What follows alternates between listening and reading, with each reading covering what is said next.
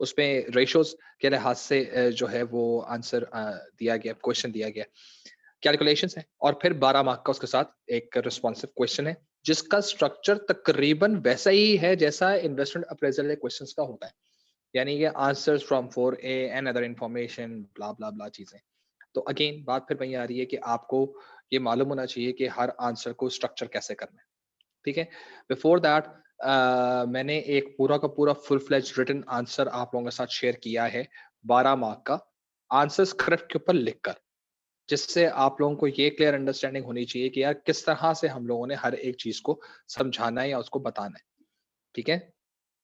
क्योंकि basically it was not written on the paper, instead it was written on the pad, तो वो writing का font size बड़ा होना और उसमें वो स्मूथनेस ना आना, दैट वाज अ फैक्टर, जिसकी वजह से शायद वो लेंथ में थोड़ा सा वो आखिरी लाइन तक पहुंच गया। लेकिन अगर मैं खुद से अगर लिखूं तो मेरा ख्याल है कि ये इजीली एक या दो लाइन पहले वो वाला आंसर खत्म हो जाता है। ग्रुप पे मैंने वो सेंड किया, ठीक है जी। तो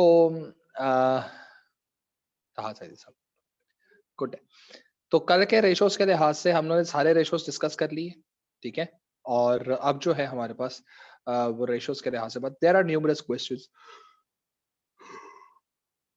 तो वो मैं आपको लिस्ट डाउन बता दूंगा कि कौन कौन से क्वेश्चंस क्या कैलकुलेशंस करनी है।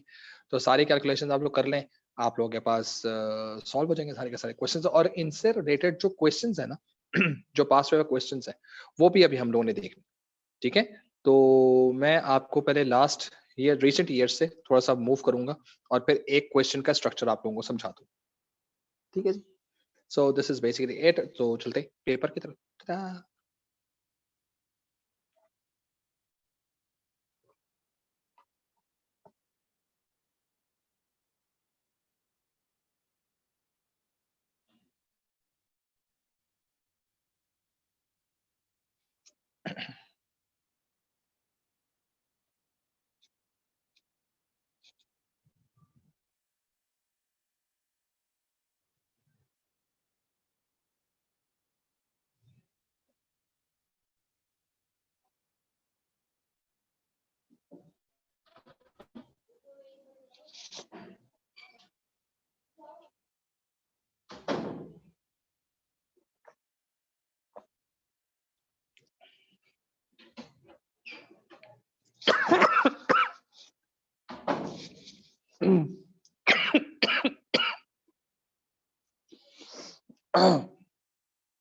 ओके सो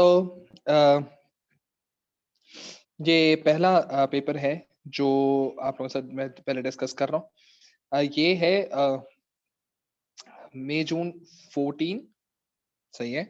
ये लिख लें अपने पास, मई जून 14, ठीक है।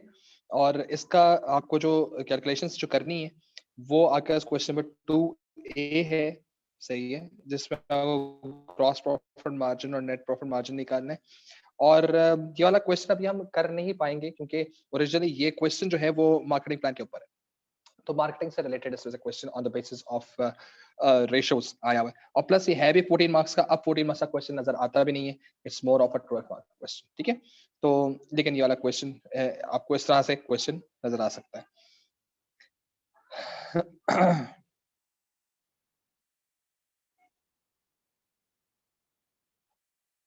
Okay, so see, this is basically another question जो शायद अब ज्यादा रिलेटिव है, सही है। अक्टूबर नवंबर 14, 32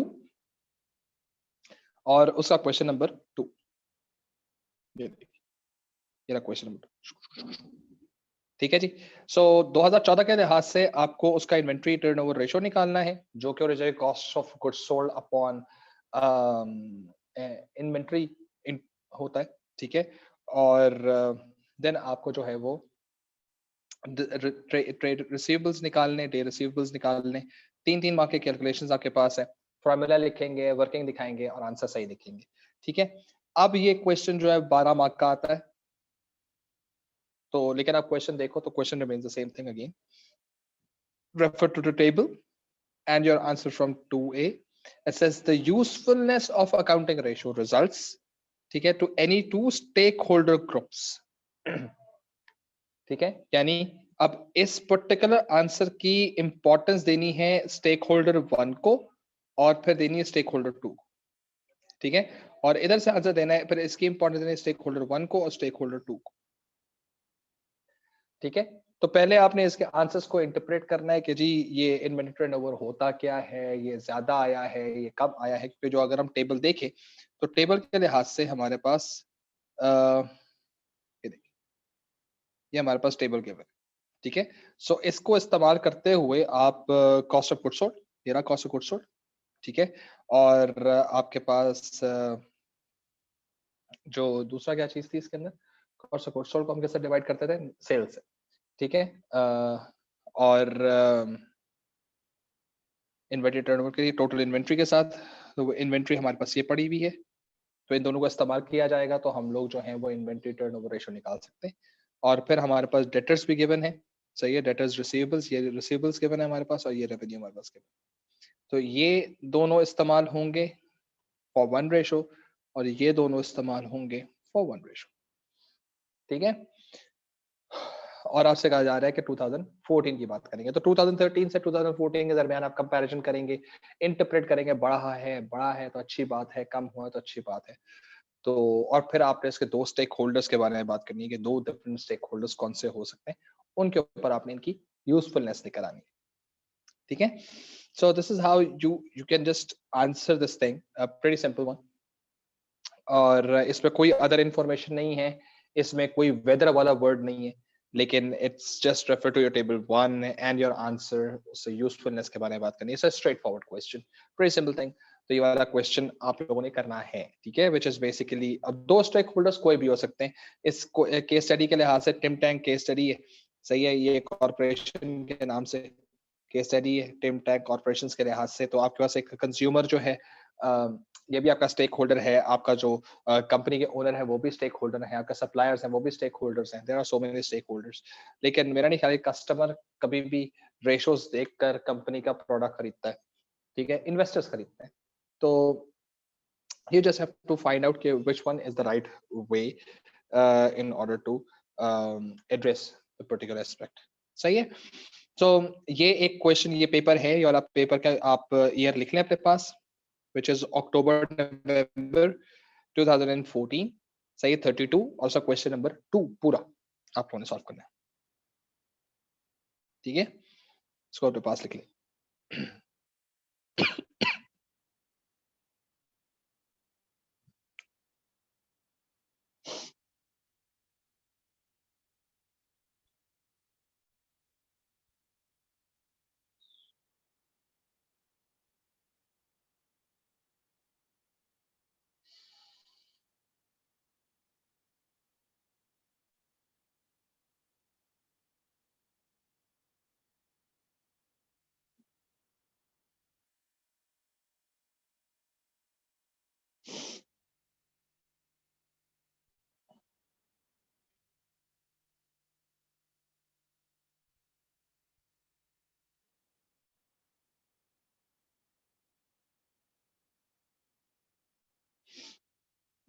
ठीक है, अच्छा जी, आ जाओ दोबारा वापस आ जाओ।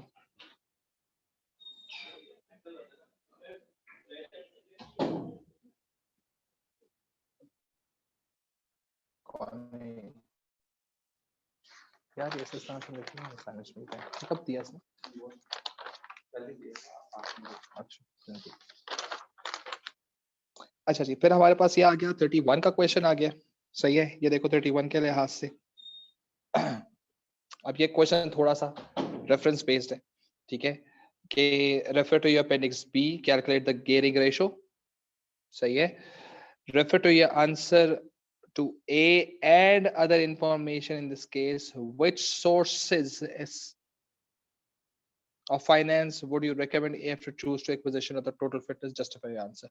अभी आप ये जो आंसर करेंगे वो 12 मार्क का करेंगे, ठीक है। अब आपको क्योंकि गेयरिंग के ऊपर बात करनी है तो पहले गेयरिंग निकाली जाएगी, और गेयरिंग निकालने के बाद आपने सोर्स ऑफ फाइनेंस के ऊपर, ये देखो ये ए ऐसा क्वेश्चन यहाँ से आ रहा है, रेशियोज के साथ ए ऐसा क्वेश्चन यहाँ पर अटैच हो रहा है, तो आपको 2 या 3 सोर्स ऑफ फाइनेंस डिफरेंट आपने बात करनी होगी कि ये सोर्स ऑफ फाइनेंसेस जो है वो इस्तेमाल की जाएंगी, और हर एक को आपने अलग अलग उसको इवेल्युएट करना होगा। So this is another question you have to do it.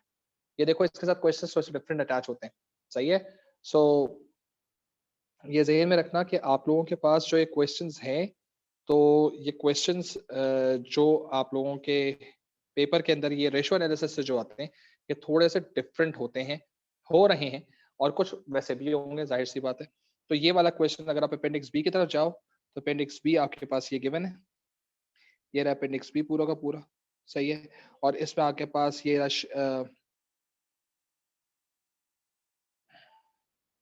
ठीक है?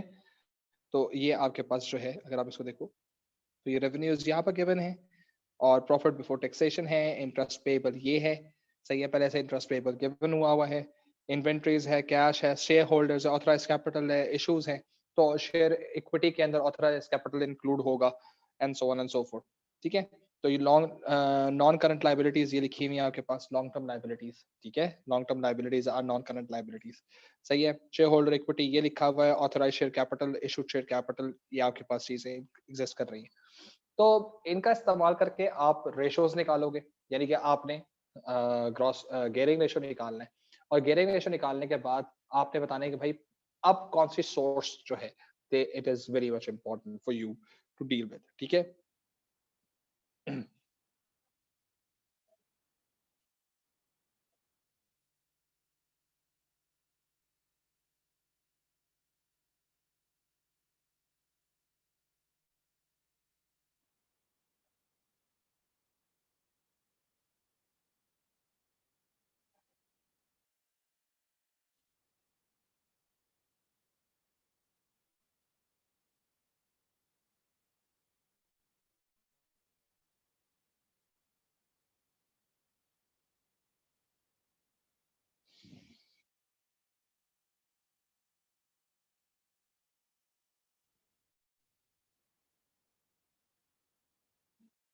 ठीक है? ये कौन सा साल है? ये है मई 2015, 32, क्वेश्चन नंबर 4। ठीक है? सो अगेन आपको ग्रॉस प्रॉफिट मार्जिन निकालना है 55 और 54 लाइन पढ़ने के बाद, और ये देखो, ये तो बिल्कुल बचकाने क्वेश्चन है सारे के सारे। ये आपको ग्रॉस प्रॉफिट मार्जिन निकालना है ये लाइंस पढ़ने के बाद, और इसके बाद briefly assess one way in which profit margin can be improved, simple बचकाना एएस, and discuss the problems that MF might experience if it buys 10 ABC farms। तो ये 10 फार्म्स खरीदने के बाद जो इश्यूज आएंगे उसके बारे में बात करनी। There is no link of your answers and so on and so forth, उसको आप इस्तेमाल करके लिखना चाहो तो that would be a good idea। ठीक है? तो पॉइंट ये है कि आप लोगों के पास ये क्वेश्चन यहाँ पर भी इसी तरह से एग्जिस्ट कर रहा है 2014। ये अब सारे क्वेश्चंस मैं आपको अभी आइडेंटिफाई करवा रहा हूँ सारे। ठीक है? ये देखो, एक और आया क्वेश्चन,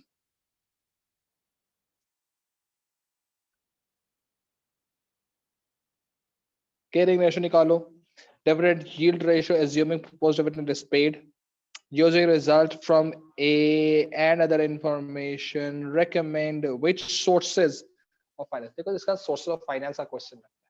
ठीक है? ये बिल्कुल वैसी चीज है जैसे अभी आपने AF 2014 वाला पेपर आप लोगों ने निकाला था, सही है? वहां पर क्या चीजें आती थी?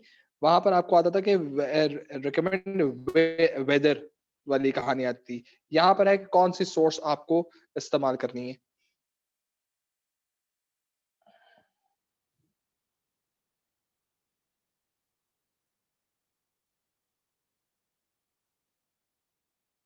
ठीक है? सो अगेन गियरिंग निकालना है, डिविडेंड प्रपोज रेशो निकालना है, उनको इस्तेमाल करते हुए कौन से सोर्स ऑफ फाइनेंस को इस्तेमाल करना है, दैट इज देयर। ठीक है? और एक और क्वेश्चन देख लेते हैं। या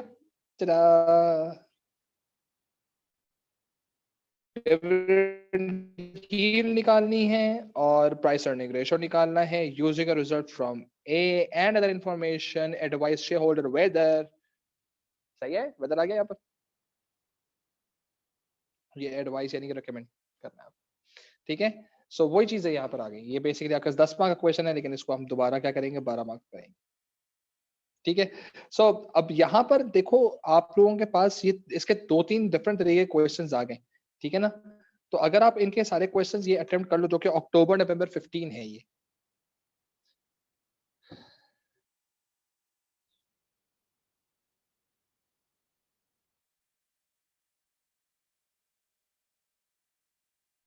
ओके, और ये मैंने ग्रुप पे भी भेज दिए सारे के सारे questions.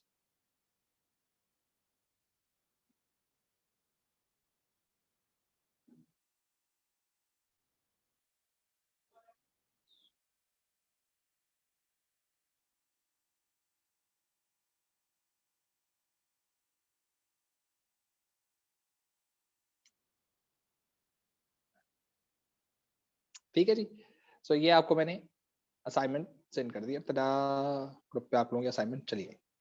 Fine, so this is basically what we have. अच्छा, बिफोर आई मूव ऑन, जरा मुझे पहले एक चीज बताओ, क्या मैंने आप लोगों के पेपर्स वापस कर दिए हैं क्विज 2 वाले, जिसपे आपको इन्वेस्टमेंट अप्रेजल वाला क्वेश्चन था शायद, आप लोगों को वापस किए या नहीं किए?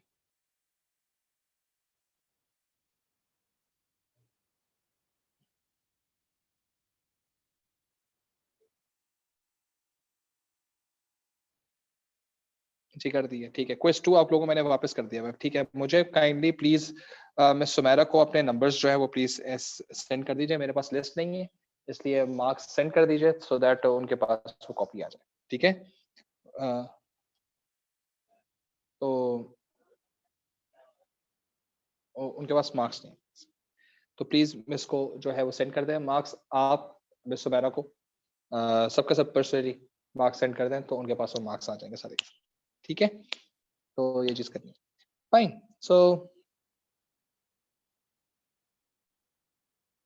अच्छा जी, अब कल क्लास के अंदर what we are going to do, कल वाली क्लास के अंदर जरा मैं बता दूं आपको कि कल वाली क्लास के अंदर हम अब इनमें से जो क्वेश्चंस आप लोगों से नहीं हुए, जो मैंने अभी आप लोगों के ग्रुप पे भी सेंड किया है, ठीक है, ये जो क्वेश्चंस मैंने आप लोगों को ग्रुप पे सेंड किए हैं, इनमें से अगर आप लोगों से क्वेश्चन कोई सॉल्व नहीं हो रहा है और इसका लेआउट कैसे बनेगा आंसर्स का, सही है, इस बारे में बात हम लोगों ने कल ही क्लास में करनी है, ठीक है। अभी मैं करवाने का फायदा कुछ नहीं है, क्योंकि आदिशा अकाउंट तो वैसे ही आज एब्सेंट है, सिर्फ 12-14 लोग आए हैं, 13 लोग आए हैं आज सिर्फ, तो विच इज क्वाइट रॉन्ग। तो अब ये है कि आप लोग अभी हम क्लास को यहीं पर ही खत्म करते हैं, छोटी सी क्लास कर ली है। कल आप लोग जब फिजिकल क्लास में आएंगे, दे चुका मिस जी, इनके पास पेपर्स हैं, इनके पास है, ठीक है, तो ये आपको एसएमएस कर रहा है। अच्छा, और आज सिर्फ 13 बच्चे आए हैं, 13 भी नहीं, एक मैं हूँ और एक होस्ट है, 11 बच्चे, ठीक है। तो इसको देख लीजिए, खैर, तो इसको भी हम यहीं पर ही खत्म कर रहे हैं क्लास को और कल जब आप ऑनलाइन क्लास में आएंगे, फिजिकल क्लास में आएंगे इंशाल्लाह, so we will be talking about the answering pattern of these questions, ठीक है। जाइए, एंजॉय करें, हैव फन।